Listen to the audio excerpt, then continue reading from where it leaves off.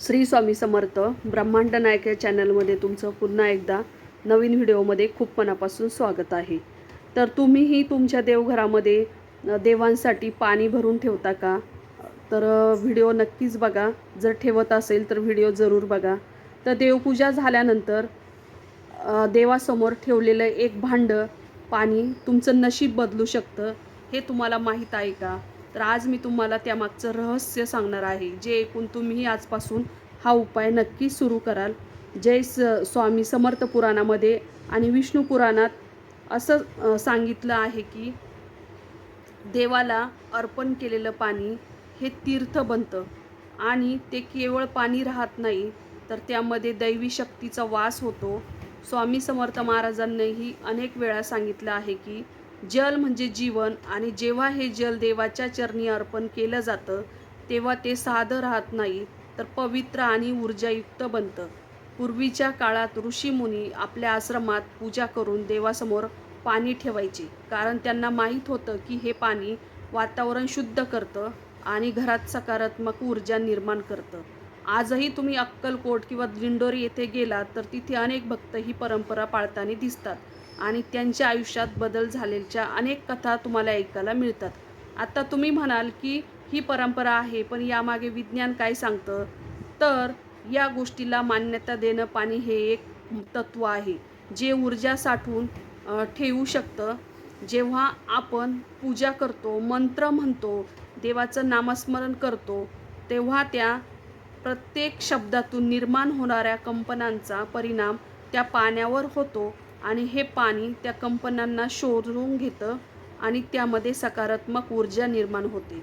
अनेक संशोधनांमध्ये हे दिसून आलं आहे की जेव्हा पाण्यावर चांगले शब्द उच्चारले जातात, प्रार्थना केली जाते, तेव्हा त्या पाण्याची रचना सुंदर आणि संतुलित बनते, आणि जेव्हा वाईट शब्द बोलतो तेव्हा ते रचना बिघडते. याचा अर्थ काय? तर पाणी आपल्या भावना आणि विचारांना प्रतिसाद देतं.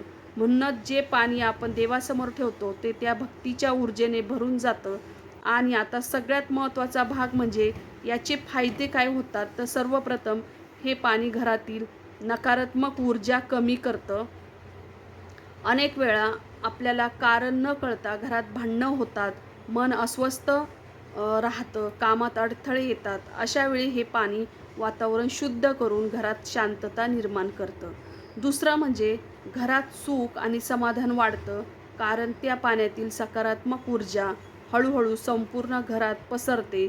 तिसरं म्हणजे धनलाभाचे मार्ग खुले होतात. अनेक भक्तांनी अनुभव सांगितले आहे की त्यांनी नियमितपणे देवासमोर पाणी ठेवायला सुरुवात केली आणि काही दिवसातच त्यांच्या आयुष्यात आर्थिक सुधारणा झाली, कामात यश मिळायला लागलं. चौथं म्हणजे आरोग्यावरही ह्याचा चांगला परिणाम होतो, कारण ते पाणी शुद्ध आणि ऊर्जायुक्त असल्यामुळे शरीराला सुद्धा फायदा होतो. पाचवं आणि खूप महत्त्वाचं म्हणजे पितृदोष निवारण्यासाठी हे पाणी उपयोगी ठरतं. जेव्हा आपण हे पाणी श्रद्धेने अर्पण करतो तेव्हा आपल्या पूर्वजांना शांती मिळते आणि त्यांचे आशीर्वाद आपल्याला मिळतात. स्वामी समर्थ म्हणतात की जिथे श्रद्धा असते तिथे कृपा नक्कीच होते.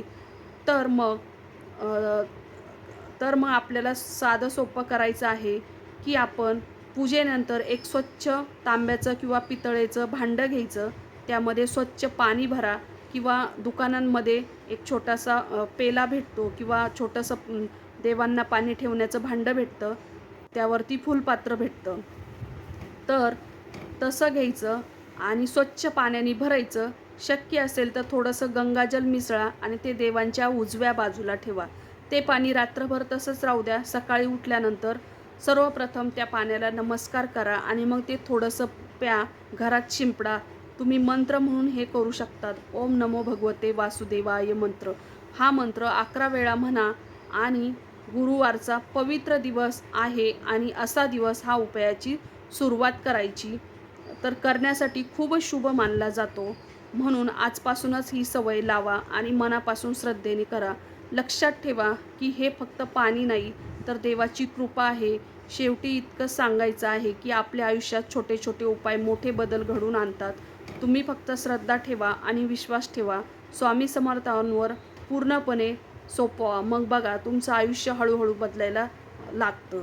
आता शेवटी महत्त्वाचा आणि अनुभवातून सिद्ध झालेली एक गोष्ट म्हणजे फार कमी लोकांना माहीत आहे की जेव्हा तुम्ही नियमितपणे देवासमोर पाणी ठेवता तेव्हा हळूहळू तुमच्या मनातील बदल होऊ लागतो.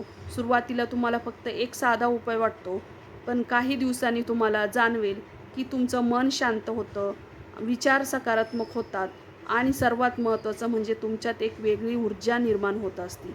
अनेक वेळा आपल्याला असं वाटतं की आपल्याला काहीतरी अडथळे आहेत, काही काम होत नाहीत किंवा प्रयत्न केला तरी यश मिळत नाही. पण अशा वेळेस हा छोटासा उपाय तुमचं आयुष्य बदलू शकतो. कारण हे पाणी फक्त बाहेरचं वातावरण शुद्ध करत नाही, तर तुमच्या आतल्या ऊर्जेलाही संतुलित करतं आणि हळूहळू तुमच्या मार्गातील अडथळे दूर व्हायला लागतात. आता एक खूप खास गोष्ट ते म्हणजे पाणी कधीही दुर्लक्ष करू नका, की लोक पाणी ठेवतात, पण दुसऱ्या दिवशी ते तसेच फेकून देतात. असं करू नका, कारण त्या पाण्याला आदर द्या, कारण ते देवाला अर्पण केलेलं असतं. पाणी तुम्ही तुळशीला घाला, झाडांना घाला किंवा घराच्या उंबरठ्यावर शिंपडा किंवा तुम्ही स्वतः अर्पण करा. त्यामुळे घरात सकारात्मक ऊर्जा अधिक वाढत असते. आता आणखी एक महत्त्वाची गोष्ट म्हणजे हे करत असताना मन पूर्ण शांत ठेवा किंवा रागात असताना किंवा तणावात असताना हा उपाय करू नका. कारण जसं आपण आधी समजलं, पाणी आपल्या भावनासुद्धा शोषून घेतं. त्यामुळे नेहमी आनंदी मनाने आणि श्रद्धेनेच हे उपाय करायचे असतात.